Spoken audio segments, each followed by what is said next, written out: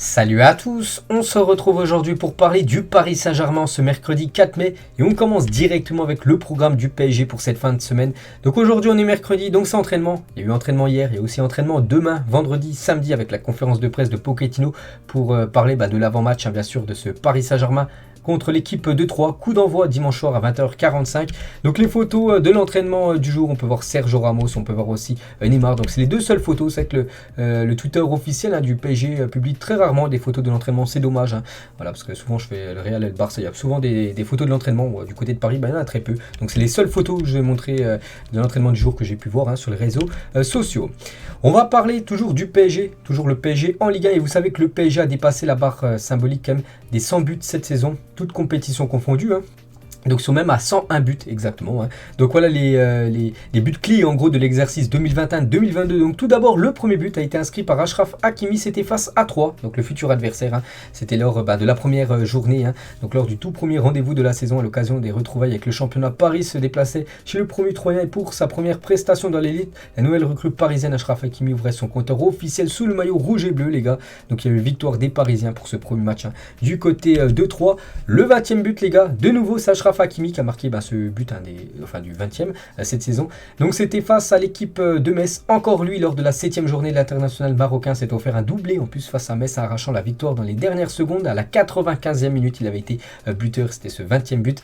Donc au terme d'un match électrique, le numéro 2 parisien a libéré les siens d'une frappe limpide du gauche venu se loger dans le petit filet. Les buts rouges et bleus étaient lancés dans leur reconquête bien sûr du titre de champion de France. Vu que la saison dernière, bien sûr, c'est Lille qui avait remporté le championnat. Le 40e but les gars, c'est Léo Messi les gars face à Nantes et c'est dans une atmosphère magique à l'occasion des 30 ans du virage Auteuil que Léo Messi inscrit le 40e but de la saison, un but précieux pour les Rouges et Bleus qui avait été rejoint au score un peu plus tôt avant de reprendre de la tête grâce à un but contre son camp des Nantais sous la pression de notre numéro 30 pour mettre un peu plus les siens à l'abri. Donc l'Argentin avait glissé une merveilleuse frappe dans le petit filet. Je me souviens que ce but avait été élu en plus beau but du mois à l'époque.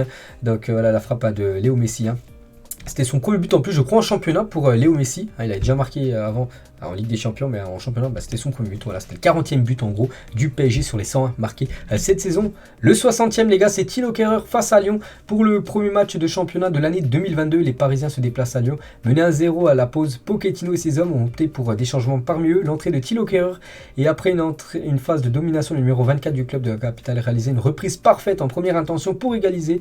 Un but ô combien important pour la course au titre. En plus contre l'équipe de Lyon, bien sûr, toujours une équipe redoutable à jouer.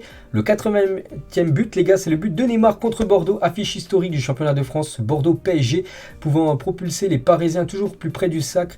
Donc après l'ouverture du score de Mbappé, c'est Neymar qui double la mise et inscrit donc le 80e but de la saison parisienne sur un service en retrait d'Achraf Hakimi peu après le retour des vestiaires. Un succès finalement 3-0 au Parc des Princes face au Girondins de Bordeaux. En gros, je crois que c'était le match, vous vous souvenez, après l'humiliation, on peut appeler ça, contre l'équipe du Real Madrid. Donc c'était le match de championnat où Neymar avait été sifflé, il avait été buteur, bien sûr, c'était le 80e but du PSG cette saison et le 100e qu'il a marqué. De nouveau les gars, c'est Achraf Hakimi qui il a marqué le premier, le 20e et du coup le 100e. Il avait inscrit le premier but de la saison, qui d'autres lui pouvait inscrire le 100e comme un symbole international marocain permettant aux Rouges et Bleus de franchir ce cap sur un service impeccable de Mbappé. Ce dernier inscrivait quelques instants plus tard le 3e but parisien. Donc maintenant le 101e de la saison pour Mbappé. Donc c'était contre Strasbourg lors du dernier match, tout simplement championnat, il est 3-3 là il y a quelques jours. Donc voilà les gars, une petite donnée bien sûr importante, on va dire, plutôt intéressante pour vous. Toujours avec le championnat français, donc vous savez il y a les trophées UNFP prévu dimanche 15 mai, là dans exactement 11 jours. Donc en gros les trophées UNFP ça récompense meilleur joueur, meilleur buteur, enfin voilà les meilleurs espoirs, meilleurs gardiens, meilleurs coachs, tout ça. Et du coup bien sûr il y a beaucoup de Parisiens qui sont nommés. Tout d'abord on peut voir que Mbappé nommé pour le titre de meilleur joueur de la saison en Ligue 1. Et il y a Kylian Mbappé, le seul Parisien. Donc il y a de grandes chances que ça soit lui en plus le vainqueur, parce qu'il est quand même meilleur buteur, meilleur passeur du championnat. Donc je pense, et c'est quasiment sûr que ça sera Mbappé le vainqueur. Il avait déjà été vainqueur bien sûr de ce trophée, je crois que c'était la saison dernière. Donc voilà, peut-être encore un nouveau trophée pour Kylian. Cette fois-ci le meilleur espoir de la Ligue 1. Et on peut voir Nuno Mendes les gars, joueur du PSG les gars. Nuno Mendes, le défenseur gauche portugais, dedans aussi, hein, donc je sais pas si c'est lui qui va remporter, mais bon, il peut remporter bien sûr ce trophée. À noter aussi qu'il y a Arnaud Kalimundo, les gars, joueur du PSG prêté à Lens, figure aussi dans cette liste, hein. Donc félicitations aux deux Parisiens, malgré qu'il y en a un qui est en prêt actuellement du côté de Lens. Concernant le meilleur gardien, on peut voir que Donnarumma figure dans la liste des meilleurs gardiens du championnat français. Je sais pas si c'est lui quand même qui va remporter ce trophée, hein, voilà, de meilleur gardien, on verra bien évidemment. Concernant le meilleur coach, il n'y a pas Pochettino, les gars. Pourtant, Pochettino a quand même remporté le championnat avec le PSG, mais il n'est pas parmi les 5 entraîneurs qui peuvent remporter ce trophée. Malgré le titre de champion de France, Pochettino n'est pas nommé pour le titre de meilleur entraîneur au trophée UNFP. Choix logique, moi je vais dire oui, hein. Voilà, je trouve que voilà, il n'a pas amené sa patte, hein, bien sûr. Après, voilà, le PSG a gagné le championnat, surtout grâce aux différences, voilà, aux individualités, par exemple, de Kylian Mbappé, mais il n'y a pas la patte, on va dire, Pochettino qui a été ressentie, hein, cette saison. On a pu le voir en Ligue des Champions, même en championnat, donc voilà, plutôt logique, hein, je pense, bien sûr, hein. Je pense j'aurais été aussi coach du PSG, les gars, début de saison, je pense que le PSG aurait aussi remporté au moins le championnat, peut-être même la Coupe de France ou le Trophée des Champions, peut-être pas après la Ligue des Champions, mais voilà, je pense pas qu'il a apporté un plus, on va dire, à cette équipe parisienne Pochettino. C'est pour ça que bien sûr que le PSG va changer de coach. Concernant juste les joueuses, les gars, donc le football féminin, donc meilleure joueuse de la saison en D1 Arkema. Donc on peut voir Diani en joueuse du PSG, on peut voir 2, 3, même Katoto aussi, hein, joueuse du PSG. Donc voilà, sur les 5, il y en a quand même 3 joueuses du PSG qui peuvent remporter ce trophée. Et parmi les meilleurs espoirs du foot féminin, toujours en D1 Arkema, on peut voir également une joueuse du PSG, elle s'appelle Lorina Fadzer. On va parler cette fois-ci de cette cérémonie, des trophées UNFP qui est prévue, je vous ai dit, un dimanche 15 mai prochain. Et après la rencontre face à Montpellier le 14 mai, parce que là il y a 3. Le prochain match, les gars, c'est contre Montpellier et c'est un samedi, le 14 mai prochain. Les joueurs du PSG s'envoleront 2 jours à Doha. C'est un problème parce que s'ils s'envolent 2 jours à Doha et que le 15, tout simplement, il y a les trophées UNFP, ce qui veut dire qu'ils ne seront pas physiquement présents lors de la cérémonie des trophées UNFP le 15 mai. Donc en gros, voilà, il n'y aura aucun joueur en gros du PSG qui sera à la cérémonie pour recevoir la récompense. Je pense à Mbappé, hein. Normalement, il ne sera pas là. Normalement, j'ai bien dit, d'après les dernières infos. On va souhaiter un joyeux anniversaire car aujourd'hui, Abdou Diallo fête aujourd'hui ses 26 ans, défenseur du PSG, champion d'Afrique en plus avec le Sénégal. Bon anniversaire Abdou Diallo. Une bonne nouvelle, les gars, concernant Marco Verratti. Des discussions devraient avoir lieu dans les prochains mois pour une prolongation de Marco Verratti, ce joueur quand même fidèle au club depuis pas mal de saisons, et il devrait peut-être même prolonger l'aventure parisienne, le milieu italien. C'est une bonne nouvelle pour le club parce que bien sûr Marco Verratti, quand il est vraiment dans son match, voilà, c'est quand même l'un des meilleurs milieux de terrain quand il est vraiment au top, hein. Des fois, il fait vraiment des grosses masterclass, hein, donc très bonne nouvelle, hein, pour le club.